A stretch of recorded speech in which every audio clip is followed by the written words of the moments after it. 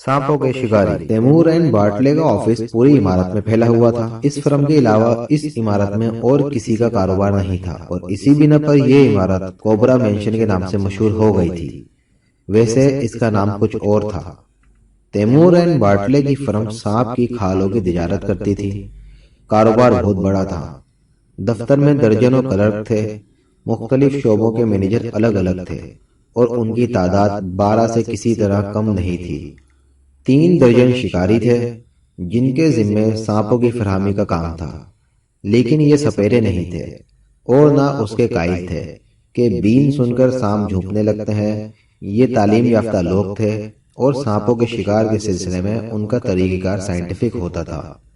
उन्हें बड़ी बड़ी तनख्वाहें मिलती थीं और उनकी ज़ाहिरी हालत देखकर कोई नहीं कह सकता था कि इनका पेशा इतना हकीर और गंदा होगा। कोबरा मेंशन का हाल फर्म का शोरूम था। यहाँ ना सिर्फ सदहा किस्म की सांपों की खालें मौजूद थीं बल्कि मुख्तलिफ इक़साम के ताल्लुक़ रखने वाले जिंदा सांप भी कसीर तादाद में थे। हफ्ते में 2 दिन ये शोरूम पब्लिक म्यूजियम बन जाया करता था। यानी हफ्ते में 2 दिन हर आदमी किसी रोक टोक के बगैर वहां जा सकता था।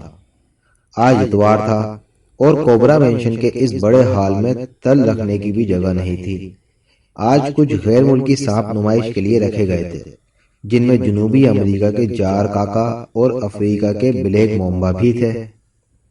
राजिया सिर्फ इन्हीं 2 इक़साम के सांप देखने के लिए यहाँ आई थी, वरना और तो सब उसके देखे हुए थे। उसे सांप बहुत अच्छे लगते थे। उसके पास बहुत सारी किस्म के सांपों की तस्वीरें थीं और उसके जहन पर भी हर वक्त सांप मुसल्लत रहते थे। वो जब भी आंखें बंद करती उसे बेक वक्त हजारों सांपों की कलकलाहट महसूस होने लगती। ख्वाब में उसे सांप नजर आते। जब वो सोने के लिए पलंग पर लेटती तो गुनूदगी के आलम में उसे ऐसा महसूस होता जैसे उसके सारे जिस्म पर ठंडे ठंडे सांप रेंगते फिर रहे हों। लेकिन इससे उसे वहशत नहीं होती थी बल्कि वो एक अजीब किस्म की आसूदगी और तमानियत महसूस करती। इस पर खुद उसे भी हैरत थी। वो काफी देर तक कोबरा मेंशन के शोरूम में रही। वो इतनी महू थी कि उसे 5 बजने की भी खबर ना हुई। हालांकि ये वक्त उसकी जिंदगी में बहुत अहमियत रखता था। वो जहां कहीं भी हो रोजाना ठीक 5 बजे शाम को उसका इरशाद मंजिल पहुंचना जरूरी था। रात उसे वहीं बसर करनी पड़ती थी। बूढ़ा इरशाद उसका दादा था, करोड़ों की दौलत का मालिक। उसके 3 बेटे थे लेकिन उनमें से कोई भी इरशाद मंजिल में कदम नहीं रख सकता था, हत्ता कि खुद राजिया का बाप भी नहीं। उनका कुंबा बहुत बड़ा था लेकिन राजिया के अलावा और कोई भी बूढ़े इरशाद से करीब नहीं था। इरशाद उसे बहुत पसंद करता था और वो उसके मामले में बहुत ज्यादा दखील थी। लेकिन ये दीवानी उसे भी बहुत खिलती थी। खवा कुछ हो, उसका 5 बजे शाम को बूढ़े इरशाद के पास पहुंचना बहुत जरूरी था। आज वो 5:30 बजे पहुंची। इरशाद झंझलाया हुआ था। उसे देखते ही बरस पड़ा। मैंने अभी तक चाय नहीं पी, वो गुर्राया। तुम जानती हो कि मैं ठीक 5:15 बजे चाय पीता हूँ और तुम हर हाल में मेरे साथ होती हो। जी, वो मेरी एक सहेली मुझसे ज्यादा थी। जी, वो देखिए कुछ नहीं, जाओ, अब यहाँ तुम्हारी जरूरत नहीं है, इरशाद ने कहा, लेकिन लहजे में तहक्कुम की बजाय शिकवे का सा अंदाज था। दादा जान, आप तो समझते नहीं, वो मेरी सहेली। मैंने अभी चाय नहीं पी, तो मैं मंगवाती हूँ चाय। राजिया कमरे से चली गई। इरशाद की उम्र 80 से कम नहीं थी। दुबला पतला पिलपिले जिस्म का आदमी था। चेहरे पर बेशुमार घेरी झर्रियां थीं, लेकिन वो रोजाना शेव करने का आदी था। लोग उसे झक्की समझते थे। इरशाद मंजिल में वो तन्हा रहता था। कुंबे के दूसरे अफराद शहर के मुख्तलिफ हिस्सों में मुकीम थे। उनका कफील इरशाद ही था, लेकिन उन्हें इरशाद मंजिल में कदम रखने की इजाजत नहीं थी। इसकी वजह खुद उन लोगों को भी नहीं मालूम थी। इरशाद मंजिल एक बहुत बड़ी इमारत थी और शायद शहर की खूबसूरत तरीन इमारतों में से उसका शुमार होता था। यहाँ 1-2 नहीं बल्कि पूरे 15 अदद नौकरों की फौज रहती थी।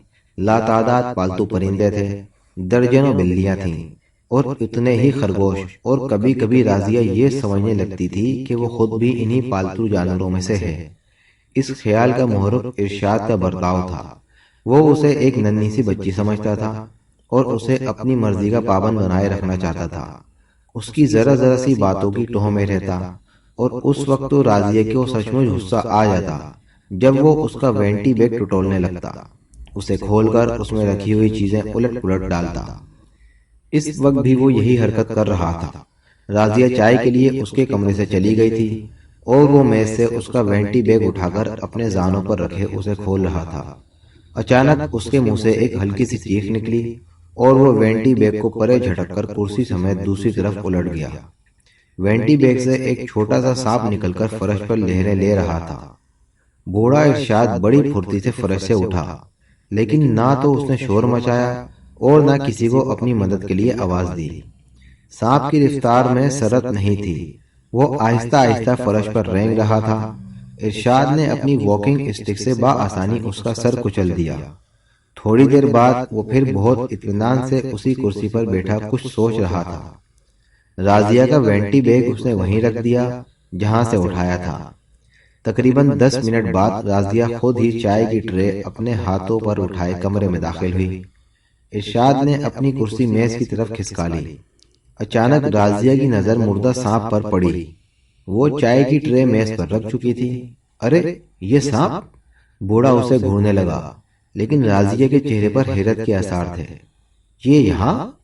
پھر اسے کہاں ہونا چاہیے تھا؟ ارشاد نے آہستہ سے پوچھا۔ میں کیا جانوں، میرا مطلب یہ ہے کہ یہ یہاں کمرے میں تھا۔ میں نے اسے مار ڈالا، ارشاد اس کا چہرہ غور سے دیکھتا ہوا بولا۔ مگر یہ یہاں کیسے آیا؟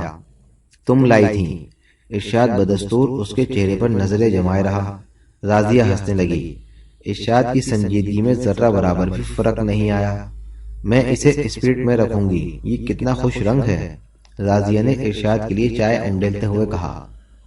دونوں تھوڑی دیر تک خاموشی سے چائے پیتے رہے، پھر ارشاد نے کہا، تم مجھ سے تنگ آ گئی ہو، کیوں؟ نہیں تو یہ آپ کیا کہہ رہے ہیں دادا جان؟ میں محسوس کر رہا ہوں اس معاملے میں آپ سے لڑ جاؤں گی۔ آخر آپ کس بنا پر ایسا کہہ رہے ہیں؟ اس لیے کہ میں سچ مچ تم پر ظلم کرتا ہوں، لیکن میں تو ایسا نہیں سمجھتی۔ آخر آج آپ یہ جھگڑا کیوں لے بیٹھے ہیں؟ ضرورتاً آج میری ذرا سی غفلت مجھے موت کے گھاٹ اتار دیتی۔ یہ سانپ تمہارے وینٹی بیگ میں تھا۔ نہیں، راضیہ بھوکلا کر کھڑی ہو گئی۔ بیٹھ جاؤ، یہ حقیقت ہے۔ یہ واقعی ایک نازیبہ بات ہے کہ میں تمہارے وینٹی بیگ میں ہاتھ ڈال دیا کرتا ہوں۔ ارے دادا جان، خدا کی قسم میرے فرشتوں کو بھی علم نہیں۔ راضیہ کا چہرہ زرد ہو گیا تھا اور اس کا سینہ دھونکنے کی طرح پھول اور پچک رہا تھا۔ وہ بار بار اپنے خشک ہونٹوں پر زبان پھیر رہی تھی۔ بیٹھ جاؤ، چائے پیو، ارشاد نے نرم لہجے میں کہا۔ راضیہ بیٹھ گئی، لیکن اس کا سارا جسم کانپ رہا تھا۔ ارشاد نے ایک بار پھر اسے غور سے دیکھ کر پوچھا، یہ سانپ تمہارے وینٹی بیگ میں کس نے رکھا ہوگا؟ میں اس کے متعلق کچھ نہیں جانتی، لیکن ہاں، لیکن کیا؟ ابھی میں نے آپ سے جھوٹ بولنے کی کوشش کی تھی۔ کیا؟ میں کسی سہیلی کے گھر نہیں گئی تھی، بلکہ میں تیمور اینڈ باٹلے کے شو روم سے سیدھی یہیں آئی ہوں۔ وہاں تم کیوں گئی تھی؟ مجھے سانپوں سے دلچسپی ہے، میں جانتا ہوں۔ گھر سے جب میں چلی ہوں تو مجھے یقین ہے کہ وینٹی بیگ میں سانپ نہیں تھا، کیونکہ میں نے راستے میں بھی ایک جگہ اسے کھولا تھا۔ شو روم میں تمہارے ساتھ اور کون تھا؟ کوئی بھی نہیں، میں تنہا گئی تھی۔ مجھے اطلاع ملی تھی کہ وہاں آج 2 بالکل نئے قسم کے سانپ نمائش کے لیے رکھے جائیں گے۔ ارشاد تھوڑی دیر تک کچھ سوچتا رہا، پھر بولا، میری اس بری عادت سے سبھی واقف ہوں گے کہ میں تمہارا وینٹی بیگ کھول کر دیکھا کرتا ہوں۔ جی ہاں، تم نے شکایتاً لوگوں سے تذکرہ کیا ہوگا۔ اوہ، وہ دیکھیے، میں برا نہیں مانتا، صرف یہ جاننا چاہتا ہوں کہ کچھ لوگ اس سے واقف ہیں یا نہیں۔ صرف گھر والے؟ گھر سے مراد صرف تمہارا گھر ہے نا، یا جواد اور امجاد کے گھر والے بھی جانتے ہیں؟ جی ہاں، انہیں بھی علم ہے۔ ارشاد ایک طویل سانس لے کر کرسی کی پشت سے ٹک گیا۔ وہ چھت کی طرف دیکھ رہا تھا اور اس کے چہرے کی جھریاں کچھ اور زیادہ گہری معلوم ہونے لگی تھیں۔ دادا جان، آپ یقین کیجئے، بیٹا میں یہ نہیں کہتا کہ یہ تمہاری حرکت ہے، بوڑھے ارشاد نے آہستہ سے کہا۔ آپ نے یہ کیوں پوچھا تھا کہ وینٹی بیگ کے متعلق کون کون جانتا ہے؟ میں پھر یہی کہتا ہوں کہ یہ حرکت تمہاری نہیں ہو سکتی۔ تو اس کا یہ مطلب ہے کہ آپ خاندان کے کسی دوسرے فرد پر شبہ کر رہے ہیں۔ کیوں نہ کروں؟ کیا آدمی کی وقت دولت سے زیادہ نہیں ہوتی؟ او ہو، یک بیک راضیہ کا چہرہ سرخ ہو گیا۔ تب تو یہ حرکت میری بھی ہو سکتی ہے۔ نہیں، تم ایسا نہیں کر سکتی، مجھے یقین ہے۔ اسی لیے آپ خاندان والوں کو یہاں نہیں رکھتے؟ راضیہ نے پوچھا۔ اس کے لہجے میں تلخی تھی اور چہرے سے صاف ظاہر ہو رہا تھا کہ اسے یک بیک غصہ آ گیا ہے۔ ہاں، اس کی یہی وجہ ہے۔ پھر آپ کو مجھ پر اتنا اعتماد کیوں ہے؟ بس یوں ہی؟ نہ ہونا چاہیے۔ اب میں یہاں کبھی نہ آؤں گی، کبھی نہیں۔ میں گریجویٹ ہوں اور اپنی روزی خود کما سکتی ہوں۔ میں اسی لیے تمہیں پسند کرتا ہوں، اسی لیے مجھے تم پر اعتماد ہے۔ بوڑھا ارشاد مسکرا کر بولا، تم میری خوشامد نہیں کرتی، صاف گوئی سے کام لیتی ہو۔ لیکن میں اسے برداشت نہیں کر سکتی کہ آپ والد صاحب پر کسی قسم کا شبہ کریں۔ اس سے میری اپنی پسند پر کوئی اثر نہیں پڑ سکتا بچی۔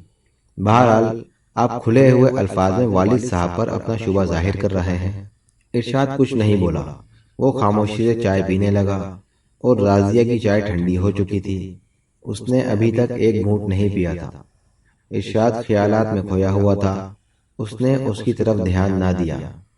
پھر اب میری یہاں کیا ضرورت ہے؟ راضیہ اکتی ہوئی بولی، کیونکہ صاحب کے بچے سنپولے کہلاتے ہیں۔ والد صاحب اگر آپ کو ختم کر کے کوئی فائدہ اٹھانا چاہتے ہیں تو اس میں میرا بھی حصہ ہو سکتا ہے۔ اور دولت کے متعلق ابھی آپ اظہار خیال فرما چکے ہیں۔ تم ہر بات میں میری ماں سے مشابہ ہو۔ ارشاد نے اس کے ہاتھ پر ہاتھ رکھ کر آگے کی طرف جھکتے ہوئے کہا، وہی صورت و شکل، وہی انداز گفتگو، ویسا ہی مزاج۔ پھر بتاؤ، مگر تم کیا جانو؟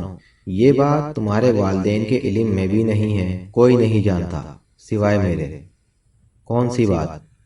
لیکن میں تمہیں ضرور بتاؤں گا، مجھے تم پر اب بھی اعتماد ہے۔ راضیہ حیرت سے اسے دیکھتی رہی۔ آؤ میرے ساتھ، بوڑھا ارشاد اٹھتا ہوا بولا، میں تمہیں کچھ دکھانا چاہتا ہوں۔ وہ اسے عمارت کے ایک حصے میں لایا جہاں کے مقفل کمروں میں کسی کا گزر نہیں ہوتا تھا۔ خود راضیہ بھی نہیں جانتی تھی کہ ان میں کیا ہے اور وہ مقفل کیوں رکھے جاتے ہیں۔ ارشاد نے ایک کمرے کا قفل کھول کر دروازے کو دھکا دیا۔ کمرے میں تاریکی تھی۔ دروازہ کھلتے ہی راضیہ نے کچھ اس قسم کی بو محسوس کی جیسے وہ کمرہ سالہ سال سے تازہ ہوا سے محروم رہا ہو۔ اسی بو میں چمگادڑوں کے بیٹ کی بدبو بھی شامل تھی۔ تھوڑی دیر بعد جب اس کی آنکھیں اندھیرے کی عادی ہو گئیں تو اس نے دیکھا کہ کمرے کا فرش گرد سے اٹا ہوا ہے اور دیواروں پر بھی گرد کی کافی موٹی تہ موجود ہے جہاں اسے کسی قسم کا سامان نظر نہیں آیا۔ البتہ سامنے ہی دیوار پر ایک بڑا سا فریم آویزہ تھا اور اس کے شیشے پر اتنی گرد جمی ہوئی تھی کہ وہ بالکل تاریک ہو کر رہ گیا تھا۔ پھر اس نے ارشاد کو شیشے کی گرد صاف کرتے دیکھا۔ اس فریم میں ایک تصویر تھی، لیکن اس کمرے میں اسے اپنے باپ نوشاد کی تصویر دیکھ کر بڑی حیرت ہوئی۔ آخر وہ اس تیر و تار کمرے میں کیوں لگائی گئی؟ یہ کون ہے؟ ارشاد نے راضیہ کی طرف مڑ کر پوچھا۔ آخر اس سے آپ کا کیا مقصد ہے؟ راضیہ نے اکتائے ہوئے لہجے میں جواب دیا۔ یہ کس کی تصویر ہے؟ ارشاد نے پھر پوچھا۔ اب کیا میں والد صاحب کو بھی نہ پہچانوں گی؟ راضیہ نے بے دلی سے کہا۔ خوب غور سے دیکھو۔ دیکھ رہی ہوں۔ تو پھر کیا آپ یہ کہنا چاہتے ہیں کہ یہ والد صاحب کی تصویر نہیں ہے؟ ہاں، میں یہی کہنا چاہتا ہوں، ارشاد مسکرا کر بولا۔ تب پھر مجھے یہ سمجھنا چاہیے کہ آج آپ مجھے چڑھانے پر تل گئے ہیں۔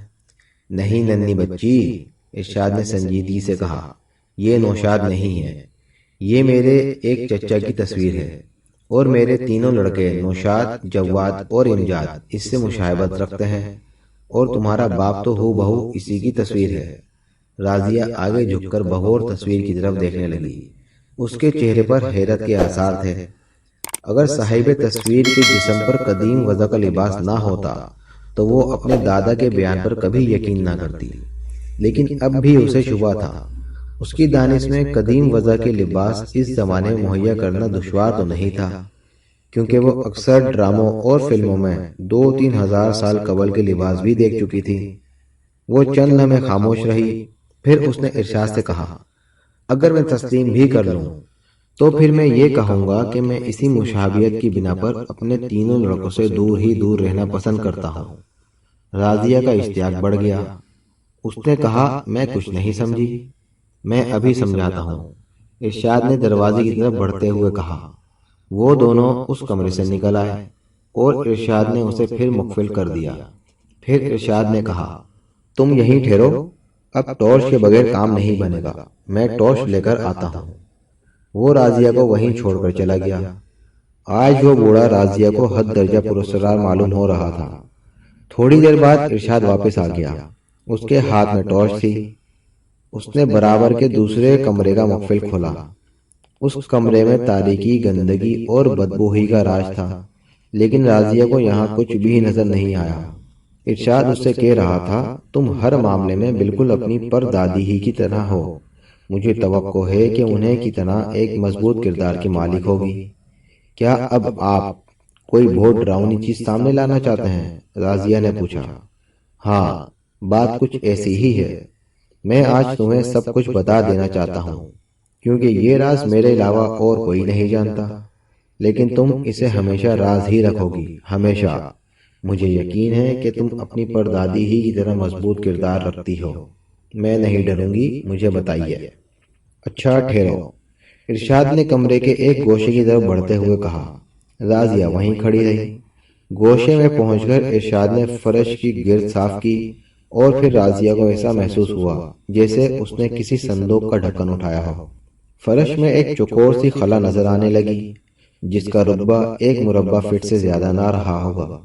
ارشاد نے جھک کر اس خلا میں ٹارچ کی روشنی ڈالی اور چند لمحے اسی حالت میں رہا۔ پھر راضیہ کی طرف مڑ کر بولا، آؤ، ڈرو نہیں۔ راضیہ لڑکھڑاتے ہوئے قدموں سے آگے بڑھی۔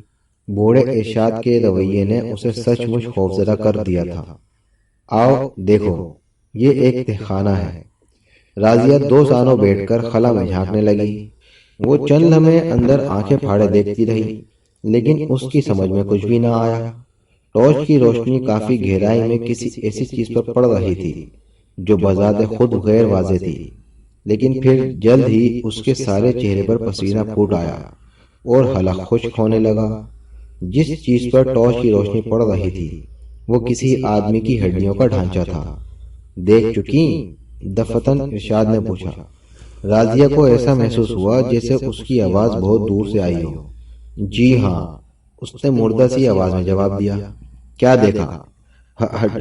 ہڈیوں کا ڈھانچہ، راضیہ تھوک نکل کر بولی۔ ٹھیک، بس آؤ۔ ارشاد اسے ایک طرف ہٹا کر سوراخ کا ڈھکن بند کرتا ہوا بولا۔ تھوڑی دیر بعد وہ کمرے کے باہر نکل آئے۔ ارشاد نے اسے مقفل کیا اور وہ پھر رہائشی حصے کی طرف پلٹ آئے۔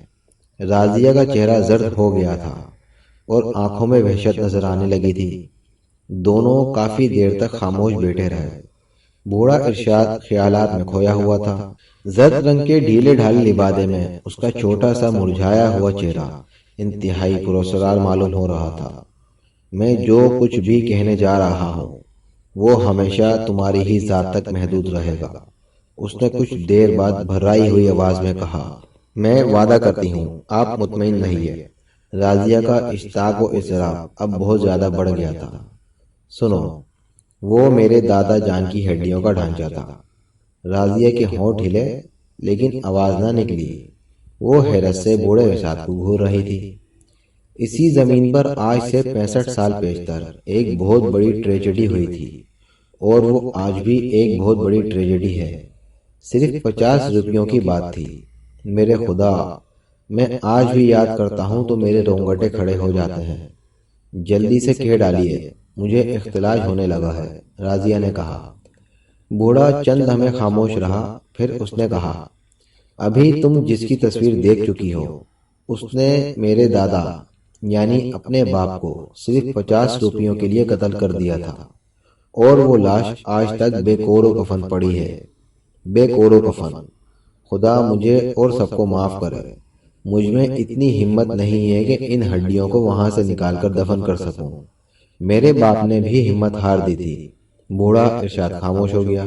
لیکن وہ ہڈیاں بے کور و کفن کیوں ہیں؟ راضیہ نے مستبارانہ انداز میں کہا۔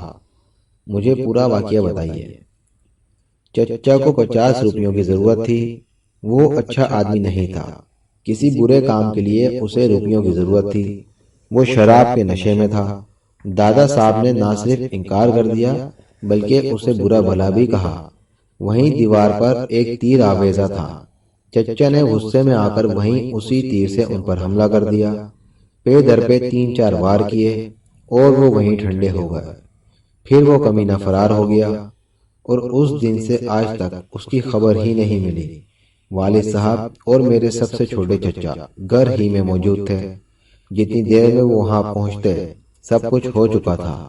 گھر میں اس وقت صرف 3 آدمی تھے، میری ماں، والد صاحب اور چھوٹے چچا۔ میں موجود نہیں تھا۔ تم یقین جانو 40 سال کی عمر تک مجھے یہ واقعہ نہیں معلوم ہو سکا۔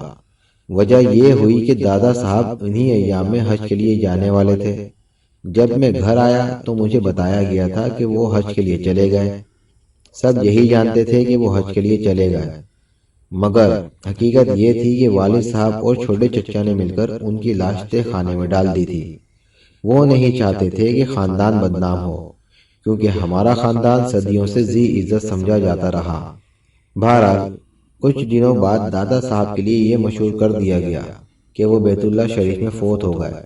رہ گیا گمشدہ چچا کا معاملہ، تو اس کی طرف کسی نے دھیان بھی نہ دیا، کیونکہ وہ ایک اوباش آدمی تھا۔ ویسے بھی مہینوں گھر میں اس کی شکل نہیں دکھائی دیتی تھی۔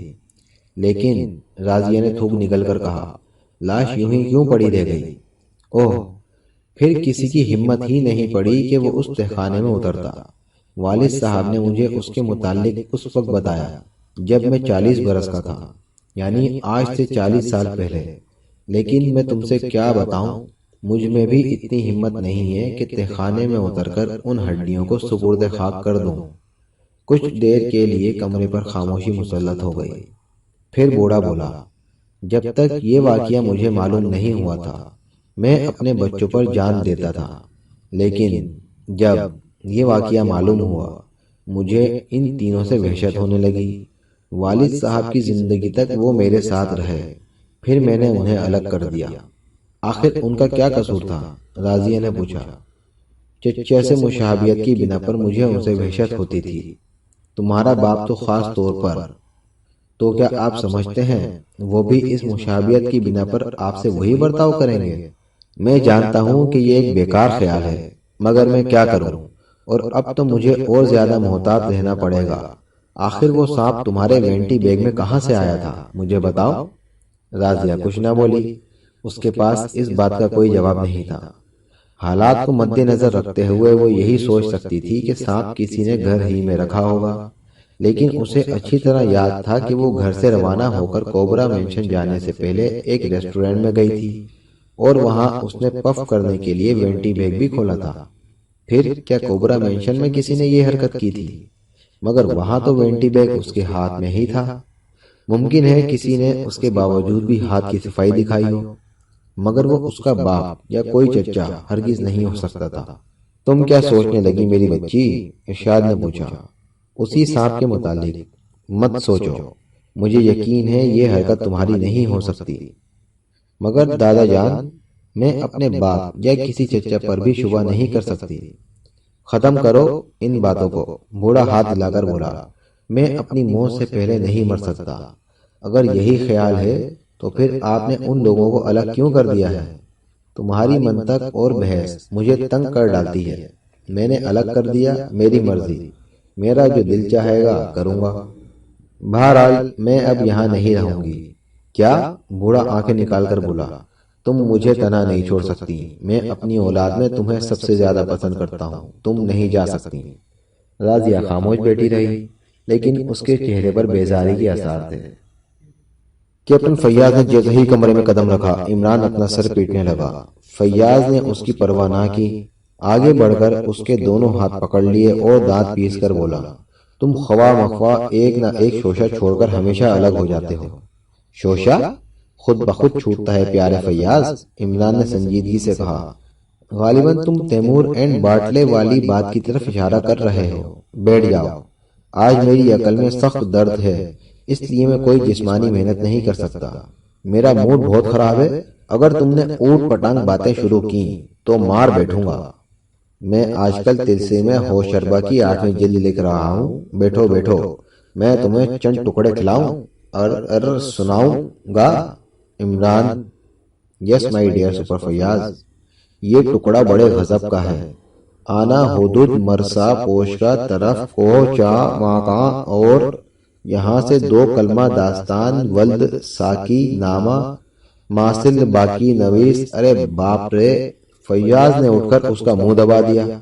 تم خواہ مخواہ مجھ سے نہ الجھو ورنہ، فیاض بڑبڑایا۔ ورنہ کیا ہوگا؟ عمران نے اپنے منہ پر سے اس کا ہاتھ ہٹاتے ہوئے کہا، میں تمہیں کسی مصیبت میں پھنسا دوں گا۔ تم نے نیلے پرندے والے معاملے میں ایک بہت بڑا جال کیا تھا۔ کیا مطلب؟ تم نے ہوم سیکریٹری کا جو سرٹیفکیٹ دکھایا تھا جعلی تھا۔ آج سمجھے ہو یہ بات؟ عمران نے کیکا لگایا۔ مگر پیارے کپتان صاحب، تم میرا کچھ نہیں بگاڑ سکتے۔ چلو چھوڑو، میں کسی سے اس کا تذکرہ نہیں کروں گا۔ اس طرح تم خود اپنے اوپر ایک عظیم احسان کرو گے۔ عمران نے آہستہ سے کہا، آخر تم تیمور اینڈ باٹلے کے متعلق صاف صاف کیوں نہیں بتاتے؟ صاف صاف یہ اسی وقت بتا سکوں گا جب مجھے صاف صاف معلوم ہو جائے۔ ویسے وہ لوگ کوئی غیر قانونی حرکت ضرور کر رہے ہیں۔ نوعیت ہی بتا دو۔ یہاں سے 2 کلمہ داستان حیرت نشان فیاض خچر سوار کے بیان کیے جاتے ہیں کہ پہلوان زبردست تھا، مارخانہ اس کا ہاتھ سے عمران صاحب کر نشان کے اور رونا سر پیٹ پہ۔ تم گدھے ہو، فیاض جھنجھلا گیا۔ یہی بات تم نے پہلے کہہ دی ہوتی تو اتنا سر نہ مارنا پڑتا پیارے۔ پرسوں تیمور اینڈ باٹلے کے شو روم میں تم بھی تھے۔ تم نے 2 یا 3 منٹ تک وہاں ارشاد کی پوتی راضیہ سے گفتگو بھی کی تھی۔ کیوں؟ کیا میں غلط کہہ رہا ہوں؟ راضیہ تمہاری بہن سوریا کی دوست ہے۔ ہاں تو پھر تمہیں اس کا اعتراف ہے کہ وہ تمہیں وہاں ملی تھی؟ قطعی ہے، عمران نے کہا اور جیب میں چیونگم کا پیکٹ تلاش کرنے لگا۔ تب پھر تمہیں میرے چند سوالات کا جواب دینا پڑے گا۔ سوالات لکھ کر لاؤ، پرچہ 2.5 گھنٹے سے کم نہ ہونا چاہیے۔ ساتھ میں 5 سوال ضروری ہوں۔ فارغ خطی، کیا کہتے ہیں اسے، خوش قسمتی، ارے نہیں، کیا کہتے ہیں، خوش خطی کے نمبر الگ۔ جب تم اس سے ملے تھے تو اس کا وینٹی بیگ اس کے ہاتھ میں تھا یا نہیں؟ نہیں، وینٹی بیگ تو نہیں تھا، البتہ اس نے اپنے گلے میں متعدد جھولیاں لٹکا رکھی تھی۔ عمران، میں تم سے سنجیدگی اختیار کرنے کی استدعا کرتا ہوں۔ کیا فائدہ؟ عمران سر ہلا کر بولا، اگر میں سنجیدہ ہو گیا تو تم کمرے کے باہر نظر آؤ گے، یا پھر اس قابل نہ رہ سکو گے کہ نظر آ سکو۔ میرے سوال کا جواب دو یار، فیاض دانت پیس کر بولا۔ چچ، عمران نے تشویش آمیز لہجے میں کہا، اسی قسم کی بد احتیاطیوں کی بنا پر دانت کمزور ہو جاتے ہیں۔ آنکھوں کے سامنے نیلی پیلی چنگاریاں اٹھتی ہیں، سر چکراتا ہے اور عقل کام نہیں کرتی کہ کس دواخانے سے رجوع کیا جائے تاکہ ایمان دھرم سے کہہ دینے پر آدھی قیمت واپس مل جائے۔ اچھا، تم بھگتو گے؟ فیاض اٹھ کر دروازے کی طرف بڑھتا ہوا بولا۔ بھگتنے ہی کے ڈر سے میں نے ابھی تک شادی نہیں کی بیٹا۔ اس کے وینٹی بیگ میں سانپ تھا۔ فیاض نے دروازے میں رک کر عمران کی طرف مڑتے ہوئے کہا۔ بڑی کم ہمت لڑکی معلوم ہوتی ہے، عمران نے لاپرواہی سے کہا۔ اگر میں لڑکی ہوتا تو میرے وینٹی بیگ سے کم از کم ایک ہاتھی ضرور برآمد ہوتا۔ اللہ ماشاءاللہ۔ عمران، میں تمہیں آفس میں طلب کر کے تمہیں ان سوالات کے جواب پر مجبور کر دوں گا۔ جب تک تم مجھے پوری بات نہیں بتاؤ گے مجھ سے کچھ بھی نہیں معلوم کر سکو گے بیٹا۔ فیاض پھر پلٹ آیا، چند لمحے خاموش بیٹھا رہا، پھر بولا، ارشاد سے واقف ہو؟ ہاں، مشاعروں میں اکثر مقرر ارشاد سننے کا اتفاق ہوا ہے، عمران نے سنجیدگی سے کہا۔ میں شہر کے مشہور کروڑ پتی ارشاد کی بات کر رہا ہوں۔ فیاض جھلا گیا۔ تو ایسے بولو نا۔ ہاں، میں نے اس کا نام سنا ہے اور اس کی پوتی راضیہ سے اچھی طرح واقف ہوں کیونکہ وہ سوریا کی دوست ہے۔ پرسوں اس کے وینٹی بیگ سے ایک سانپ برآمد ہوا تھا۔ وینٹی بیگ ارشاد نے کھولا تھا۔ راضیہ سانپ کے وجود سے لا علمی ظاہر کرتی ہے اور یہ خود راضیہ ہی کا بیان ہے کہ بوڑھا اکثر اس کا وینٹی بیگ کھول کر اس میں رکھی ہوئی چیزیں الٹ پلٹ کر ڈالتا ہے۔ بہت اچھی عادت ہے، عمران سر ہلا کر بولا۔ آج کل کی لڑکیاں نہ جانے کیا الا بلا وینٹی بیگوں میں لیے پھرتی ہیں۔ ارشاد کا خیال تھا کہ یہ حرکت اسے مار ڈالنے کے لیے کی گئی تھی۔ کس نے کی تھی؟ یہ اب تک نہیں معلوم ہو سکا۔ کمال ہے یار فیاض، کہیں تمہیں گھاس تو نہیں کھا گئی؟ ابھی تم کہہ رہے تھے کہ سانپ راضیہ کے وینٹی بیگ سے برآمد ہوا تھا، وہ نہیں جانتی کہ سانپ اس کے وینٹی بیگ میں کیسے پہنچا تھا۔ پھر میں کیا کروں؟ عمران اپنی پیشانی پر ہاتھ مار کر بولا، میرا دماغ کیوں چاٹ رہے ہو؟ وہ تیمور اینڈ باٹلے کے شو روم میں سانپ دیکھنے گئی تھی، لیکن تم وہاں موجود تھے۔ تمہارا وہاں کیا کام تھا؟ میں وہاں جھک مار رہا تھا۔ تم سے مطلب؟ تم ابھی پورے حالات سے آگاہ نہیں ہو، فیاض نے برا سا منہ بنا کر کہا، ورنہ اس طرح نہ چہکتے تو چہکنا بند کر دو نا میرا۔ عمران لاپرواہی سے بولا، پرسوں رات راضیہ اپنے کمرے میں سو رہی تھی، وہ ارشاد منزل ہی میں رات بسر کرتی ہے، اس کے علاوہ ارشاد کے اعضاء میں سے اور کوئی ارشاد منزل میں نہیں داخل ہو سکتا۔ بہرحال وہ وہیں رہتی ہے، اس کی اور ارشاد کی خوابگاہ کے درمیان صرف ایک دیوار حائل ہے۔ راضیہ سو رہی تھی، اچانک کسی قسم کی تیز آواز نے اسے جگا دیا، اور پھر دوسری چیخ اس نے بیدار ہو جانے پر سنی۔ وہ بلا شبہ ارشاد کی چیخ تھی۔ تقریباً 5-6 منٹ تک وہ محسیری پر بے حس و حرکت پڑی رہی۔ ارشاد کے کمرے سے اب اس قسم کی آوازیں آ رہی تھیں جیسے کئی آدمی لڑ پڑے ہوں۔ تھوڑی دیر بعد بالکل سناٹا ہو گیا۔ ارے تو خدا کا شکر ہے، عمران آہستہ سے بڑبڑایا۔ فیاض کی پیشانی پر سلوٹیں ابھری، لیکن وہ عمران سے الجھے بغیر بولتا رہا۔ راضیہ اٹھ کر سیدھی نوکروں کے کوارٹر میں گئی اور انہیں جگا کر اپنے ساتھ ارشاد کی خوابگاہ تک لائی، جس کا دروازہ کھلا ہوا تھا، لیکن خوابگاہ خالی تھی۔ ارشاد کے بستر پر بہت سا خون تھا، پلنگ کے نیچے ایک خنجر ملا، وہ بھی خون آلود تھا۔ سرہانے کی چھوٹی میز الٹی پڑی تھی، وہ کرسیاں الٹ گئی تھیں، غرض کہ صاف ظاہر ہو رہا تھا کہ وہاں کافی دیر تک کشمکش ہوئی ہو، مگر ارشاد کا کہیں پتہ نہ تھا۔ عمران کچھ نہ بولا، وہ غور سے فیاض کی طرف دیکھ رہا تھا۔ ارشاد اب بھی لاپتہ ہے؟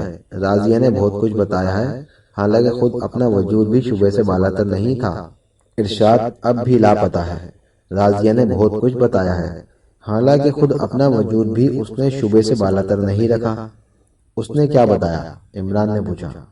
یہی کہ ارشاد اپنے تینوں لڑکوں کی طرف سے مطمئن نہیں تھا، یہی وجہ ان کی علیحدگی کی بھی تھی۔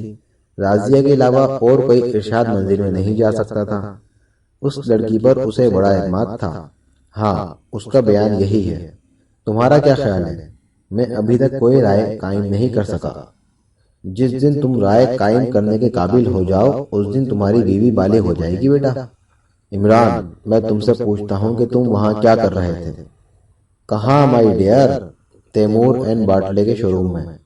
عمران یک بیک سنجیدہ ہو گیا، چند لمحے فیاض کو گھورتا رہا، پھر بولا، تم مجھ پر کس بات کا شبہ کر رہے ہو؟ میں فی الحال تم پر کسی قسم کا شبہ نہیں کر رہا، صرف یہ پوچھنا چاہتا ہوں کہ تم وہاں کیا کر رہے تھے؟ وہاں قریب 150 آدمی تھے، عمران نے سنجیدگی سے کہا۔ میں ان سے مشورہ کرنے کے بعد تمہارے اس سوال کا جواب دوں گا۔ فیاض کو پھر غصہ آ گیا، اس نے غرا کر کہا، تم سمجھتے ہو شاید میں اس کیس میں تمہاری مدد چاہتا ہوں؟ نہیں، میں اچھی طرح جانتا ہوں کہ تم دوسروں کا وقت برباد کرنے کے اسپیشلسٹ ہو، تم صرف جھک مار رہے ہو۔ فیاض کرسی سے اٹھتا ہوا بولا، راضیہ کے وینٹی بیگ سے برآمد ہونے والے سانپ کی وجہ سے میں نے تم سے ملنا مناسب سمجھا، کیونکہ تم نے ایک بار تیمور اینڈ باٹلے والوں کو غیر قانونی حرکت کا تذکرہ کیا تھا۔ راضیہ کہتی ہے کہ شو روم میں جانے سے پہلے سانپ وینٹی بیگ میں نہیں تھا۔ کہتی ہوگی مت بور کرو، جاؤ اپنا کام دیکھو، میں آج کل بہت مشغول ہوں۔ اس وقت میرے پاس طلاق کے 12 کیس ہیں، ہر کیس میں کم از کم 1000 ملنے کی توقع ہے۔ Tata bye bye. اور فیاض برا سا منہ بنا کر وہاں سے چل پڑا۔ تیمور اینڈ باٹلے کا جنرل مینیجر تیمور اپنے شاندار مکان کی شاندار اسٹڈی میں بیٹھا اپنی فرم کے 2 شکاریوں سے ہم کلام تھا۔ تیمور دراصل اس فرم کا حصے دار تھا، دوسرا حصے دار باٹلے تھا جو انگریز تھا اور زیادہ تر سمندر پار ہی رہ کر بیرونی تجارت کی دیکھ بھال کرتا تھا۔ تیمور ایک دراز قد اور قوی ہیکل آدمی تھا، عمر 50 کے لگ بھگ رہی ہوگی، چہرہ اب بھی پرکشش تھا۔ تم دونوں، اس نے شکاریوں سے کہا، بعض اوقات بہت آگے بڑھ جاتے ہو، میں اسے پسند نہیں کرتا۔ شکاریوں میں سے ایک، جو جوان العمر اور مضبوط ہاتھ پیر والا تھا، بولا، آگے بڑھے بغیر اگر کام چل سکے تو اس کی ضرورت ہی کیا ہے؟ نہیں، اب تم اپنی مرضی سے کوئی کام نہیں کرو گے۔ تیمور کے لہجے میں سختی تھی۔ آپ اپنا لہجہ درست کیجئے مسٹر تیمور، جوان العمر شکاری نے کہا۔ کیا؟ تیمور اس طرح چونکا جیسے اس کے سر پر بم پھٹا ہو۔ چند لمحے اس کے چہرے پر حیرت کے آثار نظر آتے رہے، پھر وہ یک بیک سرخ ہو گیا۔ تم مجھ سے اس انداز میں گفتگو کی جرات کر رہے ہو؟ وہ غرایا۔ ہاں مسٹر تیمور، جوان العمر شکاری مسکرا کر بولا، میں بہت باحوصلہ آدمی ہوں اور میں زندگی بھر اسی کمتر حیثیت میں نہیں رہوں گا۔ ہو سکتا ہے 10-5 سال بعد فرم کا نام ہی بدل جائے، لوگ اسے طارق تیمور اینڈ باٹلے کے نام سے یاد کرنے لگے ہیں۔ پہلے تو صرف باٹلے کی فرم تھی، مسٹر تیمور اس کے ایک معمولی ملازم تھے، پھر ایک دن اچانک وہ فرم کے حصے دار ہو گئے۔ میں طارق آج ایک معمولی شکاری ہوں، ہو سکتا ہے کل۔ ہا ہا ہا۔ Shut up! تیمور حلق کے بل چیخا۔ مجھ پر اس کا کوئی اثر نہیں ہوا مسٹر تیمور، طارق بدستور مسکراتا ہوا بولا۔ طارق بے تکی باتیں مت کرو، اس کے ساتھی شکاری نے دبی زبان سے کہا۔ تم خاموش رہو ناصر، طارق نے اس سے کہا۔ میں تمہیں اسی وقت اپنی ملازمت سے برطرف کر رہا ہوں اور اب تمہاری شکل نہیں دیکھنا چاہتا، تیمور نے سخت لہجے میں کہا۔ مسٹر تیمور، جلد بازی اچھی نہیں ہوتی، طارق نے اپنے گھٹیلے بازوؤں پر ہاتھ پھیرتے ہوئے کہا۔ انجام پر غور کر لیجئے گا۔ تیمور اسے پھر گھورنے لگا۔ اس کا کیا مطلب ہے تمہارا؟ اس نے پوچھا۔ X539، طارق آہستہ سے بولا، لیکن وہ براہ راست تیمور کی آنکھوں میں دیکھ رہا تھا اور اس کی آنکھوں میں عجیب قسم کی وحشیانہ چمک تھی۔ دفتن تیمور کا چہرہ تاریک ہو گیا اور دوسرے شکاری ناصر نے بھی یہ تبدیلی محسوس کر لی۔ بس مسٹر تیمور، ہماری آج کی گفتگو ختم ہو گئی، طارق اٹھتا ہوا بولا۔ آؤ ناصر۔ ناصر چپ چاپ اٹھ گیا اور وہ دونوں تیمور کی اسٹڈی سے باہر آ گئے۔ پورش میں ایک موٹر سائیکل کھڑی تھی، طارق نے اس کی سیٹ پر بیٹھ کر اسے سٹارٹ کیا۔ ناصر کیریئر پر بیٹھ چکا تھا۔ موٹر سائیکل فراٹے بھرتی ہوئی فاٹک سے نکل آئی۔ طارق، یہ کیا قصہ تھا؟ ناصر نے پوچھا۔ طارق ہلکا سا کیکا لگا کر بولا، اگر اس قسم کے ہر قصے ہر ایک کی سمجھ میں آنے لگے تو ہر ایک تیمور اینڈ باٹلے کا حصے دار ہو جائے۔ میں اپنی آنکھیں کھلی رکھتا ہوں دوست، مگر یار اس وقت تو تم نے کمال ہی کر دیا۔ مگر وہ نمبر کیا تھا جسے سنتے ہی وہ بدحواس ہو گیا تھا؟ سنو ناصر، ہم دونوں گہرے دوست ہیں، طارق نے کہا اور خاموش ہو گیا۔ ناصر منتظر تھا کہ وہ کچھ اور بھی کہے گا، لیکن وہ خاموش ہی رہا۔ میں اس جملے کا مطلب نہیں سمجھا، ناصر نے کہا۔ اس کا مطلب پھر سمجھاؤں گا۔ فی الحال ایک کار ہمارا تعاقب کر رہی ہے، اس میں یقیناً تیمور کے آدمی ہوں گے، لہٰذا میں چاہتا ہوں کہ انہیں ایک اچھا سبق دوں۔ ناصر نے مڑ کر دیکھا۔ حقیقتاً اس کار کے علاوہ سڑک پر دور تک کوئی کار نظر نہیں آ رہی تھی۔ وہم ہے تمہارا، ناصر بڑبڑایا۔ وہم نہیں بلکہ توقع، طارق نے کہا۔ اس گفتگو کے بعد تیمور مجھے زندہ دیکھنا پسند نہیں کرے گا۔ خیر دیکھو، ابھی معلوم ہوا جاتا ہے۔ دفتن طارق نے موٹر سائیکل ایک گلی میں موڑ دی، دوسری کار بھی اسی گلی میں مڑ گئی۔ کیوں، اب کیا خیال ہے؟ طارق نے ہلکے سے کہکے کے ساتھ کہا۔ ٹھیک ہے، ناصر بڑبڑایا۔ کیا میں تمہیں کہیں اتار دوں؟ طارق نے پوچھا، کیونکہ وہ لوگ ہمیں رس ملائی نہیں کھلائیں گے۔ کیا تم مجھے بزدل سمجھتے ہو؟ ناصر نے کہا۔ نہیں پیارے، مطلب یہ تھا کہ تمہیں خطرے سے آگاہ کر دوں، مگر ہمیں یہ ضرور دیکھ لینا چاہیے کہ یہ آدمی کتنے ہیں۔ ناصر کچھ نہ بولا۔ طارق موٹر سائیکل کو گلی سے نکال کر دوسری سڑک پر لایا، پھر کیفے گرانڈ کے سامنے اسے روک کر مشین بند کر دی۔ دوسری کار بھی تھوڑے ہی فاصلے پر رک گئی تھی۔ دونوں اتر کر کیفے گراؤنڈ میں داخل ہوئے۔ اس کا حال چھوٹا ہی تھا اور اوپر چاروں طرف گیلری بنی ہوئی تھی۔ اس طرح چھوٹی سی جگہ میں زیادہ سے زیادہ نشستوں کا انتظام کیا گیا تھا۔ طارق نیچے بیٹھنے کی بجائے اوپر جانے کے لیے زینے طے کرنے لگا۔ ناصر نے دیکھا کہ 4 آدمی کیفے میں داخل ہوئے اور وہ کن اکھیوں سے ان دونوں کی طرف دیکھ رہے تھے۔ جب تک کہ طارق اور ناصر اوپر جا کر بیٹھ نہیں گئے، وہ لوگ بھی کھڑے ہی رہے۔ بظاہر ایسا معلوم ہو رہا تھا جیسے وہ چاروں طرف نظر دوڑا کر اپنے لیے کوئی جگہ منتخب کر رہے ہوں۔ طارق اور ناصر گیلری کی جالیوں سے لگ کر اس طرح بیٹھے تھے کہ نیچے سے کم از کم ان کے سر بخوبی دکھائی دے سکیں۔ وہ چاروں بھی بیٹھ چکے تھے، لیکن انہوں نے بھی ایسی جگہ منتخب کی تھی جہاں سے وہ بآسانی ان پر نظر رکھ سکتے تھے۔ طارق آہستہ آہستہ پردہ کھسکا کر اپنے چہرے کے قریب لا رہا تھا۔ تھوڑی ہی دیر میں اس کا چہرہ پردے کے پیچھے ہو گیا، لیکن ناصر اب بھی نیچے والوں کو دکھائی دے رہا تھا۔ ناصر، طارق نے اسے آہستہ سے مخاطب کیا، زیادہ نہیں، صرف 20 منٹ تک انہیں یہاں روکے رکھو، اس کے بعد پھر تمہیں ایسا تماشا دکھاؤں گا کہ تم دنگ رہ جاؤ گے۔ کس طرح روکوں؟ میں تمہارا مطلب نہیں سمجھا۔ بس اسی طرح بیٹھے رہو، میں صرف 20 منٹ کے لیے باہر جا رہا ہوں۔ یہ دروازہ دیکھ رہے ہو؟ اس کے زینے باورچی خانے میں جا کر ختم ہوتے ہیں۔ میں ادھر ہی جاؤں گا، لیکن نیچے والوں کو یہی معلوم ہونا چاہیے کہ میں یہاں موجود ہوں۔ تم کبھی کبھی اس طرح ادھر دیکھتے رہنا جیسے مجھ سے مخاطب ہو۔ تم کہاں جا رہے ہو؟ بس واپس آ کر بتاؤں گا۔ طارق گیلری کے زینوں سے دوسری طرف اتر گیا۔ ناصر بدستور وہیں بیٹھا رہا۔ طارق کے جانے کے بعد چائے بھی آ گئی۔ اس وقت ناصر بڑی شاندار ایکٹنگ کر رہا تھا۔ وہ طارق سے عمر میں بڑا تھا، لیکن قوت میں اس کا لوہا مانتا تھا۔ اس نے اس انداز میں چائے اونڈیلی جیسے وہ ساتھ ہی ساتھ اپنے مخاطب سے گفتگو بھی کرتا جا رہا ہو اور اس کی نظر چائے کی پیالی ہی کی طرف ہو۔ پھر اس نے نیچے بیٹھے ہوئے آدمیوں پر ایک اچٹی سی نظر ڈالی۔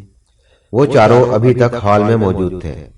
20 منٹ گزر گئے، لیکن طارق واپس نہیں آیا۔ اس کی واپسی ٹھیک آدھے گھنٹے بعد ہوئی، اور وہ اس طرح ہانپ رہا تھا جیسے اسے بہت دوڑنا پڑا ہو۔ کیا کر آئے؟ ناصر نے مسکرا کر پوچھا۔ بس ابھی دیکھ لینا اور اب اٹھو۔ وہ زینے طے کر کے نیچے ہال میں آئے، لیکن ان کے انداز سے یہی ظاہر ہو رہا تھا جیسے وہ تعاقب کرنے والوں سے لا علم ہو۔ باہر آ کر طارق نے پھر موٹر سائیکل سنبھالی۔ طارق کیریئر پر بیٹھ گیا اور موٹر سائیکل چل پڑی۔ تقریباً 15-20 منٹ تک وہ مختلف سڑکوں پر دوڑاتا رہا۔ پھر طارق نے ناصر سے کہا، ذرا گھڑی تو دیکھو، کیا وقت ہوا ہے؟ 6:30۔ ناصر نے جواب دیا۔ کار اب بھی ہمارے تعاقب میں ہے؟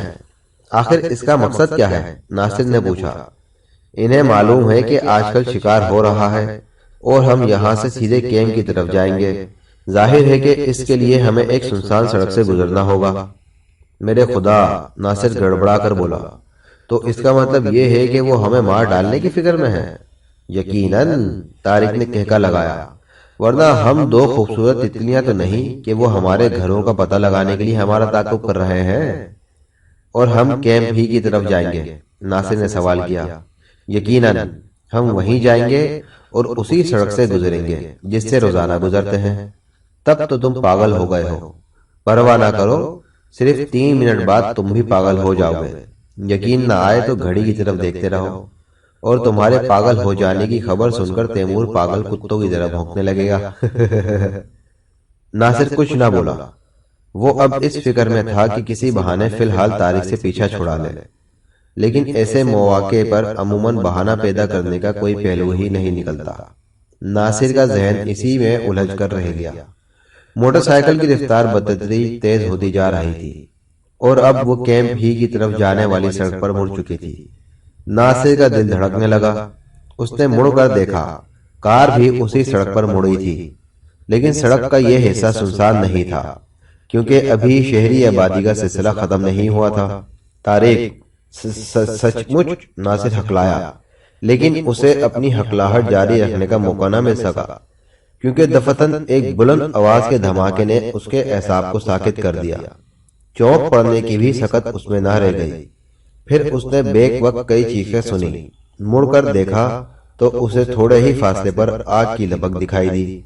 طارق بے تحاشا ہنس رہا تھا اور موٹر سائیکل بھاگی جا رہی تھی۔ اب یہ کل کے اخبار میں دیکھنا کہ کتنے مرے اور کتنے زخمی ہوئے۔ طارق نے مسکرا کر کہا۔ یہ کیا ہوا؟ ناصر پھر ہکلایا۔ ٹائم بم۔ اسی کار میں؟ ہاں، میں آدھے گھنٹے تک جھک نہیں مارتا رہا تھا۔ مگر اف ہو، تم نے یہ کیا کیا طارق؟ میں شکاری ہوں ناصر، بس اس سے زیادہ اور کچھ کہنے کی ضرورت ہی نہیں، مگر ان شکاروں کی کھال تیمور کے کسی کام نہ آ سکے گی۔ تم نے انہیں مار ڈالا؟ ہاں میرے دوست، طارق نے بڑے اطمینان سے جواب دیا۔ سانپوں کو پھن اٹھانے کی مہلت ہی نہ دینی چاہیے، یہی ہمارا سب سے پہلا سبق ہے۔ ناصر سناٹے میں آ گیا۔ اس کے سارے جسم سے ٹھنڈا ٹھنڈا پسینہ پھوٹ رہا تھا۔ کیا تم ڈر رہے ہو؟ طارق نے پھر کھیکا لگایا۔ ناصر کچھ نہ بولا۔ اس کا دماغ کھوپڑی سے نکل کر گویا ہوا میں تیرنے لگا تھا۔ اس دھماکے کا اثر اب بھی اس کے اعصاب پر باقی تھا، اور پھر طارق کی باتیں بھی اس دھماکے سے کیا کم تھیں۔ آج فیاض کو پھر عمران کی تلاش تھی، لیکن وہ اپنے فلیٹ میں نہیں ملا۔ بہرحال اس تک پہنچنے کے لیے فیاض کو اچھی خاصی سراغ آسانی کرنی پڑی۔ وہ اسے شہر کے ایک گھٹیا سے شراب خانے میں ملا، لیکن فیاض یہ نہ معلوم کر سکا کہ عمران وہاں کیا کر رہا تھا۔ حقیقت تو یہ تھی کہ اس وقت اسے یہ معلوم کرنے کی ضرورت ہی نہیں محسوس ہوئی تھی کہ عمران وہاں کیوں آیا تھا۔ ہو سکتا ہے کہ کسی دوسرے مواقع پر اسے کھوج پڑ گئی ہوتی، لیکن آج تو خود اس کے ہی ذہن میں انتہائی حیرت انگیز واقعات کے تصورات ابل رہے تھے۔ عمران فیاض کو سڑک ہی پر دیکھ کر شراب خانے سے اٹھ گیا تھا، لیکن اس وقت اسے فیاض کی آمد گرا ضرور گزری تھی۔ عمران نے سڑک پر آ کر فیاض کو اشارہ کیا کہ وہ آگے بڑھ جائے، لیکن فیاض کی موٹی عقل اشارہ نہ سمجھ سکی اور وہ اس کی طرف بڑھتا رہا۔ نتیجہ یہ ہوا کہ عمران دوسری طرف مڑ کر بڑی تیزی سے چلتا ہوا ایک گلی میں گھس گیا۔ بہرحال بات اسی وقت فیاض کی سمجھ میں آئی جب عمران نظروں سے اوجھل ہو گیا۔ اب فیاض بھی آہستہ آہستہ اسی گلی کی طرف جا رہا تھا، اور گلی میں داخل ہو کر اس نے اپنی رفتار تیز کر دی، مگر عمران کا کہیں پتہ نہ تھا۔ فیاض گلی سے گزر کر دوسری سڑک پر پہنچ گیا، لیکن اب بھی عمران کہیں نظر نہ آیا۔ فیاض کو تقریباً 1 یا 1.5 منٹ تک وہیں کھڑے رہ کر سوچنا پڑا کہ اب اسے کیا کرنا چاہیے۔ اچانک اسے ایک ریسٹورنٹ کی کھڑکی میں عمران کا چہرہ نظر آیا۔ فیاض نے تیزی سے سڑک پار کی اور ریسٹورانٹ میں داخل ہو گیا۔ کیا مصیبت آ گئی ہے؟ عمران جھلائے ہوئے لہجے میں بولا۔ اس کی جلاہٹ کا مظاہرہ بھی انتہائی مضحکہ خیز معلوم ہوا کرتا تھا۔ تم بیٹھو ہو، یقیناً تم اس معاملے میں دلچسپی لوگے، فیاض نے اس کے شانے پر ہاتھ رکھ کر کہا۔ کیا ہے، جلدی سے بکو اور کچھ دنوں کے لیے میرا پیچھا چھوڑ دو۔ وہ لڑکی راضیہ اب ایک نئی کہانی سنا رہی ہے، فیاض نے کہا، مگر آخر تم اتنے اکھڑے سے کیوں ہو؟ فکر مت کرو، میں کلفی کی طرح جمع سا ہوں، تمہاری آنکھوں کا قصور ہے۔ عمران گھڑی کی طرف دیکھتا ہوا بولا۔ میں تمہیں صرف 15 منٹ دے سکتا ہوں، تب تم جہنم میں جاؤ، مجھے کچھ نہیں کہنا۔ نہیں، تمہیں بہت کچھ کہنا ہے۔ تمہیں یہ بتانا ہے کہ ارشاد اپنے لڑکوں سے خائف تھا، اور تمہیں اس تصویر کے متعلق بتانا ہے جو ارشاد کے بیٹے نوشاد سے مشابہ ہے۔ پھر تم مجھے انسانی ہڈیوں کے ایک ڈھانچے کے متعلق بتاؤ گے۔ اوہ، تو راضیہ پہلے ہی بتا چکی ہے، فیاض نے مایوسی سے کہا۔ نہیں، اس نے مجھے کچھ بھی نہیں بتایا۔ تم اور کیا جانتے ہو؟ فیاض نے پوچھا۔ ظاہر ہے میں اتنا ہی جانتا ہوں گا جتنا مجھے راضیہ نے بتایا ہوگا، عمران نے خشک لہجے میں کہا۔ چند لمحے خاموش رہا، پھر بولا، لیکن راضیہ کو اس کا کیا علم کہ تم نے ہڈیوں کے اس ڈھانچے کو تہخانے سے نکلوایا ہے؟ اچھا پھر؟ فیاض اپنے ہونٹوں پر زبان پھیر کر بولا۔ اور ہڈیوں کے اس ڈھانچے کو دیکھ کر تمہیں بڑی مایوسی ہوئی، کیونکہ وہ ہڈیاں ہرگز نہیں تھیں۔ البتہ تم اس کاریگری کے دل سے قائل ضرور ہو۔ لکڑی کا بنجر بنا کر اس پر سفید پالش کرنا آسان کام نہیں ہے، کافی محنت صرف ہوئی ہوگی۔ کیوں، کیا خیال ہے؟ تمہیں یہ سب کچھ کیسے معلوم ہوا؟ نہایت آسانی سے میرے پیارے، جن لوگوں نے تہ خانے میں جانے کا راستہ بنایا تھا۔ قطعی غلط، ان میں سے کوئی بھی نہیں بتا سکتا، وہ سب میرے محکمے کے آدمی تھے، فیاض نے کہا۔ اور تمہارے محکمے کے سب فرشتے ہیں، انہیں تو شراب سے دلچسپی ہو سکتی ہے اور نہ عورت سے۔ میری سیکرٹری روشی کو تم کیا سمجھتے ہو، سپر فیاض؟ اس نے تمہارے ایک آدمی سے سب کچھ معلوم کر لیا ہے۔ ہا ہا ہا۔ فیاض کچھ نہ بولا، لیکن وہ عمران کو برابر گھورے جا رہا تھا۔ اب رہا اس تصویر کا معاملہ، تو اس کے متعلق تم مجھے بتاؤ گے، عمران نے کہا، پھر گھڑی کی طرف دیکھ کر بولا۔ صرف 5 منٹ اور باقی ہیں، میں گھوسا مار دوں گا، فیاض جھنجھلا گیا۔ مگر 5 منٹ کے اندر ہی اندر، عمران نے سنجیدگی سے کہا۔ فیاض مزید کچھ کہے بغیر اٹھ گیا۔ اسے توقع تھی کہ شاید عمران اسے روکے گا، لیکن وہ بدستور بیٹھا رہا۔ فیاض دروازے تک جا کر پھر پلٹ آیا۔ میں اب صرف یہ کہنا چاہتا ہوں کہ اگر تم اس کیس میں دخل اندازی کی تو اچھا نہ ہوگا، فیاض نے کہا۔ ارے لعنت بھیجتا ہوں تمہارے کیس ویس پر، عمران برا سا منہ بنا کر بولا۔ مجھے تیمور اینڈ باٹلی فرم میں نوکری مل گئی ہے۔ فیاض بے ساختہ چونک پڑا۔ नौकरी मिल गई है? उसने मुतजबाना दोहराया। और क्या, एक ना एक दिन अकल आ ही जाती है। महीने में 150 रुपए मिलेंगे, बहुत है और क्या। फैयाज फिर बैठ गया। हाँ तो मैं ये कह रहा था। फैयाज ने ग्रामोफोन के रिकॉर्डिंग की तरह बोलना शुरू कर दिया। नौशाद को जब ये बताया गया कि वो उसके बाप की किसी चच्चे की तस्वीर है तो वो बेतहाशा हंसने लगा। फिर उसने बताया कि हकीकतन उसी की तस्वीर है जो उसने कदीम लिबास में एक मुसव्विर से बनवाई थी। उसने मुसव्विर का नाम और पता बताया और मुसव्विर ने भी उसके बयान की तस्दीक कर दी। तस्वीर कब बनवाई गई थी? इमरान ने पूछा। आज से 10 साल पहले। फिर अब तुम्हारा क्या ख्याल है? इमरान ने पूछा। जाहिर है ऐसे हालात में यह नहीं समझा जा सकता कि इरशाद को कोई हादसा पेश आया है, फैयाज बोला। और कुछ? ये तो बड़ी मोटी सी बात थी, इमरान ने कहा।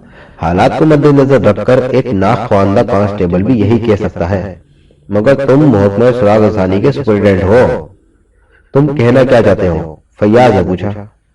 मुझे अलग ही रखो तो बेहतर है, वरना तुम खुद ही कह चुके हो कि अच्छा ना होगा। फैयाज कुछ ना बोला, फिर थोड़ी बात कहने लगा। मामला बहुत पेचीदा है। अगर वो पिंजर लकड़ी का ना साबित हुआ होता तो कहा जा सकता था कि वो अपने लड़के नौशाद को फंसाना चाहता है। बंडल? क्या मतलब? फैयाज उसे घूरने लगा। कुछ नहीं, मैं दूसरी बात सोचने लगा था। मगर हाँ, तुम इस मामले को छुपा क्यों रहे हो? मेरा ख्याल है कि सारे वाकयात अखबारात में शाये हो जाने चाहिए। और खूब फैयाज मेरी जान, बेहतरीन मौका है। वो डेली मेल की रिपोर्टर है ना, मिस मुना। तुम एक बार उस पर मर बैठे थे, फिर बात की मुझे इतला नहीं कि क्या हुआ था। खैर, बहरहाल तुम उसे फोन करके अपने पास बुलाओ और सिर्फ उसके अखबार के लिए एक रिपोर्ट मुर्तब करा दो। फिर देखना, हाय, वो भी तुम पर मर मिटेगी और मैं बात की इत्तला से महरूम हो जाऊंगा। मैं फिलहाल उसकी पब्लिसिटी नहीं चाहता, फैयाज ने कहा। अच्छी बात है, तो फिर मैं ही मिस मूना को मर मिटने का चांस दूंगा। तुम ऐसा नहीं करोगे, फैयाज ने सख्त लहजे में कहा।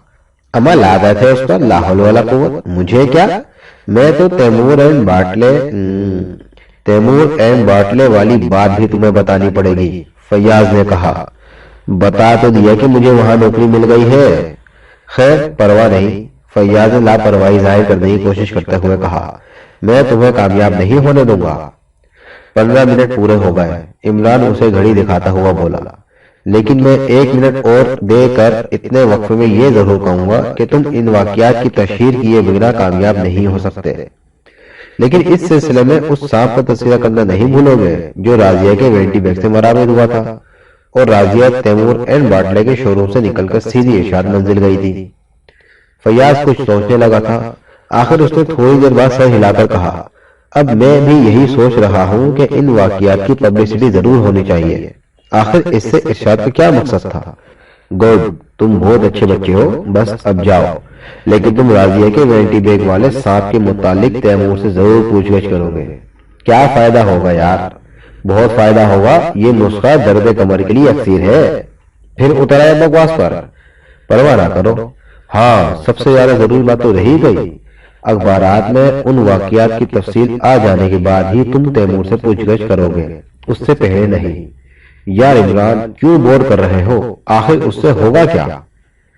डिलीवरी आसानी से हो जाएगी प्यारे, खुदा तुमसे समझे।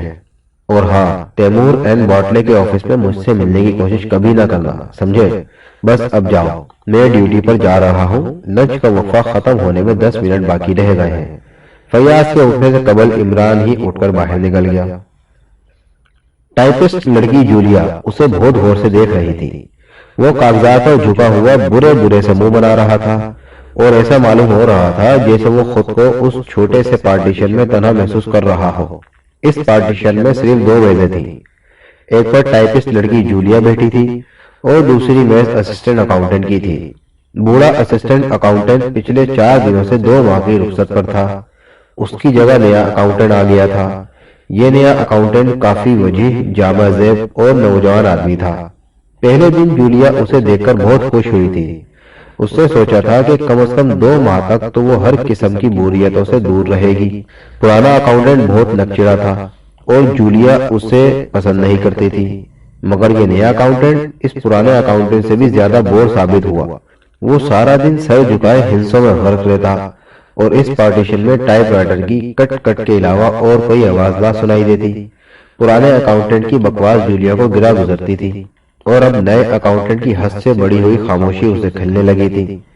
कभी वो उसे जहनी तौर पर बहुत ऊंचा आदमी मालूम होने लगता और कभी बिल्कुल बुद्धू। वो अक्सर टाइप राइटर पर हाथ रोककर उसे गौर से देखने लगती। इस वक्त भी वो काम बंद करके होले होले अपनी उंगलियां दबा रही थी और उसकी नजरें अकाउंटेंट ही पर थीं, जो कागजात पर सर झुकाए ऊँग रहा था।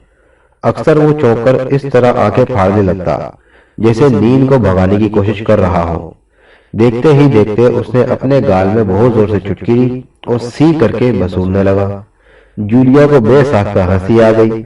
उसका कहका सुनकर अकाउंटेंट चौंक पड़ा और फिर उसके चेहरे से कुछ इस किस्म की हिजाब आमेज शार्मिंदगी जाहिर होने लगी जैसे किसी ने सरे बाजार उसके चपत रसीद कर दी हो। वो देखिए, वो हकलाया, मुझे दरअसल नींद आ रही थी और मैं नींद को भगाने के लिए यही करता हूँ। मेरा तो ख्याल था कि आपको कभी नींद ही ना आती होगी, जूलिया ने कहा। क्यों? वाह, आती क्यों नहीं? लेकिन ख्वाब में आपको हिंसे ही हिंसे नजर आते होंगे। जी हाँ, और आजकल टाइपराइटर की कटकट भी सुनाई देती है, अकाउंटेंट ने दिलगीर आवाज में कहा। आप इससे पहले कहाँ काम करते थे? अजी, इससे पहले मैं किसी काम का नहीं था। आपके दोस्त तो बकसरत होंगे। जूलिया ख्वाह मख्वाह उसे बातों में उलझाना चाहती थी। नहीं, एक भी नहीं, अकाउंटेंट ने बड़ी मासूमियत से कहा। बात यह है मिस नीलिया, जूलिया, उसने तस्दीक की। I am sorry miss Julia, बात यह है कि मुझे दोस्ती करते हुए बड़ी शर्म आती है। शर्म? मैं आपका मतलब नहीं समझी।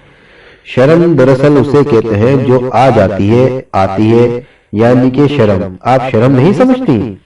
मैंने शर्म की वजह पूछी थी। बहुत सी वजूहात हो सकती हैं। जी हाँ। अकाउंटेंट के चेहरे पर इस वक्त न जाने कहां से हिमाकत फट पड़ी थी। जूलिया ने सोचा, चलो इसी तरह वक्त कटेगा। बेवकूफ आदमी भी दिलचस्पी का सामान होते हैं।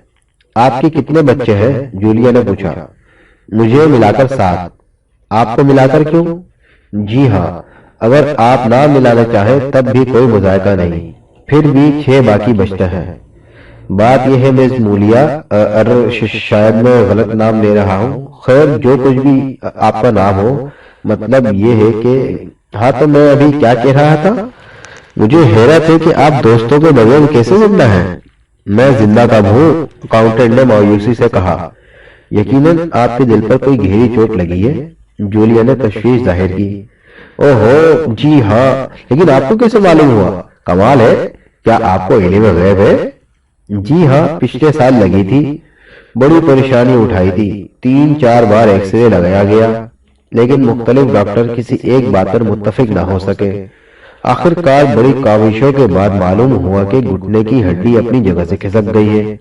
उर्दू में एक मिसल है मिस जूलिया के मारो घुटना फूटे आंख, मगर ये मिसल गलत साबित हो गई। अब मैं मारूं आंख फूटे घुटना का कायल हो गया हूं। मैं कुछ भी नहीं समझ सकी, जूलिया बोली। यानी आप इसका 1/4 भी नहीं समझी? ओह, माफ कीजिएगा, मेरा मतलब ये था कि आप कुछ भी नहीं समझी। आप हर वक्त हिंसों से खेलते रहते हैं, जूलिया मुस्कुराई। ये मेरी बदनसीबी है मिस, क्या नाम है? Miss Julia. मिस जूलिया, मैं अपनी आदत से मजबूर हूँ। मुझे अर्थमेटिक्स से इश्क है, लेकिन मुझे अर्थमेटिक्स से बड़ी नफरत है, जूलिया ने कहा। अपना अपना मुकद्दर है, कम से कम आपकी शादी तो हो जाएगी। क्यों भाई, शादी से अर्थमेटिक्स का क्या ताल्लुक? बहुत गहरा ताल्लुक है मिस जूलिया। अकाउंटेंट ने एक तवील सांस ली। मैं नहीं समझ सकती। हर एक नहीं समझ सकता मिस जूलिया। अरे आप समझाइए भी तो। मेरे लिए ये बात बिल्कुल नहीं होगी और मैं अपनी मालूमात में इस इजाफे के लिए हमेशा आपकी एहसानमंद रहूंगी। अच्छा, तो समझने की कोशिश कीजिए। अंग्रेजी में बीवी को निस्फ बेहतर कहते हैं, यानी 1/2 बेहतर। यानी यही बात मैंने अपनी होने वाली बीवी के बाप से कह दी थी। वो पता नहीं क्यों बिगड़ गए। मैंने कहा, आप अपनी बीवी के निस्फ बदतर है, यानी 1/2। गालिबन आप समझ गई होंगी मिस जूलिया। ये शादी ना हो सकी और शायद कभी ना हो सके।